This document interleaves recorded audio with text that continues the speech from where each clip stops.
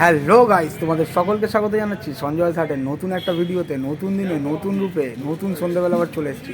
আশা করছি তোমরা সকলে ভালো আছো, সুস্থ আছো, তোমাদের পরিবারও খুব ভালো আছে, সুস্থ আছে। আর হ্যাঁ, ভগবানের কাছে সবসময় প্রার্থনা করি যেন তোমরা তোমাদের পরিবারের সকলে খুব ভালো থাকো, সুস্থ থাকো।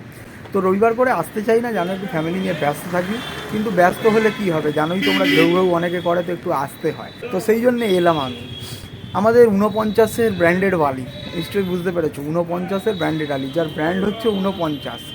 তো সে একটা ভিডিও করেছে, তো সেখানে কয়েকজন কমেন্ট করেছে যে মর্কট মর্কট খুব গায়ে লাগছে এখন, বুঝতে পেরেছো কি না?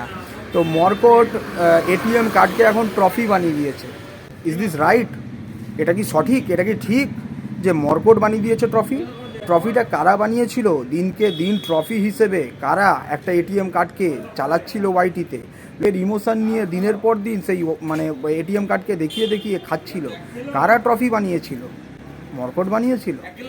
না, তোরা বানিয়েছিলিস। তোদের মতো যাদের 49-এর মতো ব্র্যান্ড, যাদের মতো 63-র ব্র্যান্ড, যাদের পান্থনিবাসের ব্র্যান্ড, তো তারা বানিয়েছিলিস দিনের পর দিন, বুঝতে পেরেছিস? তো কেন বলছি, দিনের পর দিন তোরা তার ছবি নিয়ে থাম্বনেলে লাগিয়ে লাগিয়ে আর ভবিষ্যৎ চিন্তা না করে তাকে কিভাবে হ্যারাসমেন্ট করার ধান্দা করেছিস, তাকে ভবিষ্যতের জন্য কোন অন্ধকারে ঠেলে দিয়েছিস, সেটা তোদের মতো মূর্খ ছাড়া অনেকেই বুঝতে পারছে। দিনের পর দিন যখন আমরা প্রত্যেকজন বলেছিলাম যে এটিএম কার্ডের জন্য দুজনারই দরকার, দুজনারই প্রয়োজন, নাহলে এই রকম ধরনের এটিএম কার্ডরা কিন্তু একেবারে জীবনটা নষ্ট হয়ে যায়। তারা কোনো রকমভাবে ভালোভাবে তৈরি হতে পারে না, নিজের কেরিয়ারকে তৈরি করতে পারে না, মানুষ হিসেবেও ভালো হয় না। ঠিক আছে, তো আজকে তোদের কমেন্ট বক্সেই সেই সব কমেন্ট পড়ছে যে মা আর বাবা যদি এটিএম কার্ডের জীবন থেকে সরে যায় তাহলে একেবারে নষ্ট তৈরি হবে। তোরই কমেন্ট বক্সে লেখা, তুই লাইক মেরেছিস। ঠিক আছে, তো খুব ভালো লাগছে এগুলো দেখে, খুব ভালো লাগছে এগুলো দেখে, যা মজা আসছে না, মানে বলে বোঝাতে পারবো না। কিছুদিন আগে পর্যন্ত যে দোগলা ভিউয়ার্সগুলো সমর্থন দিয়ে গেছে, এটিএম কার্ডকে যেন দেখতে পর্যন্ত না পায় তার মা, তোরা পর্যন্ত সেইটাই চালিয়ে গেছিস সোশ্যাল মিডিয়াতে, যাতে এটিএম কার্ডকে পর্যন্ত কোনো রকমভাবে দেখতে না পারুক তার মায়ের ছোঁয়া পর্যন্ত যেন না পায়। তার মায়ের ছোঁয়া নাকি প্রচুর নোংরা, প্রচুর কিছু হয়ে যাবে। দিনের পর দিন মানে ব্লগিং করে চালাচ্ছে তাদের ফ্যামিলির সব ব্লগার, তো বাচ্চা এটিএম কার্ডকে কে দেখবে, এরকম ধরনের অনেক ধরনের কমেন্ট করেছে। সেই দোগলাগুলো আজকে কমেন্ট করছে, সেই দোগলাগুলো আজকাল প্রচুর কমেন্ট বক্সে কমেন্ট করছে। যা হবার, খুব খারাপ লাগছে দেখে, খুব বাজে দিকে যাচ্ছে। তুমি এক কাজ করো, সব কিছু মানিয়ে নিয়ে তুমি তাকে নিয়ে এসো, তার সাথে সব সেটেলমেন্ট করো। কেন? যখন বুঝতে পারছিস যে এখন হারের সম্মুখীন হচ্ছিস, সেই জন্য এখন মনে হচ্ছে। তো এই দোগলাগুলোর কমেন্ট বক্সে যারা কমেন্ট করছে, মানে প্রচুর কমেন্ট বক্সে যারা কমেন্ট করছে, তাদের কমেন্ট তাদের প্রোফাইল একবার ক্লিক করে দেখো, মানে ওই কমেন্টের জায়গায় তাদের প্রোফাইলের উপর ক্লিক করে দেখো তাদের পরের কমেন্টগুলো, মানে আগের কমেন্টগুলো কি কমেন্ট করেছে। সেইখানে দেখবে মাকে নিয়ে উল্টো পাল্টা কমেন্ট, কিন্তু এখন বলতে বাধ্য হচ্ছে। তো আমি কী জন্য ট্রফি বানিয়েছি না বানিয়েছি তোদের বোঝার ক্ষমতা নেই, কিন্তু তোরা দিনের পর দিন যে একটা নোংরা খেলায় মত্ত হয়েছিলিস, হয়ে একটা এটিএম কার্ডের জীবন নষ্টের দিকে নিয়ে গেছিলিস, তো সেগুলোর প্রমাণ আজকেই হচ্ছে তোদের কমেন্ট বক্সের মাধ্যমে, তোদের মাধ্যমে।